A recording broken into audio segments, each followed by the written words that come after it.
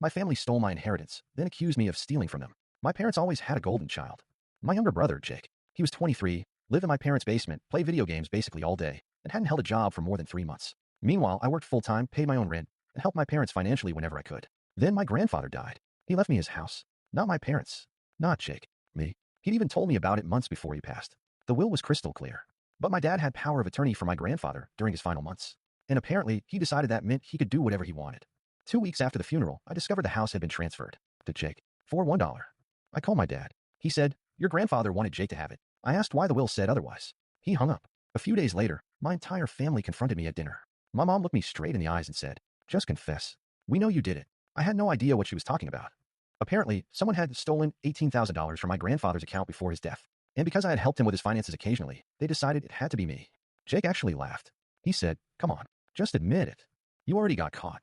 I was stunned. Then my dad put a folder on the table. Inside were bank statements with my name on them. I almost believed it myself. Almost. Because there was one problem. The transactions were made 3 days after my grandfather died. I looked at my dad, then Jake. Then I said, "Okay, let's call the police." Everyone went silent. My dad immediately said we should handle it as a family. I said no. The next morning, I contacted an attorney. Turns out my grandfather's bank had security footage. And the person who withdrew the money, my dad, he had used the power of attorney to access the Accuse after my grandfather was already incapacitated, and then tried to make it look like I'd taken the money. But that wasn't even the best part. My lawyer also discovered something buried in the property records. The transfer of the house to Jake had been filed after my grandfather's death. My dad had forged the transfer documents. So I took everything to court.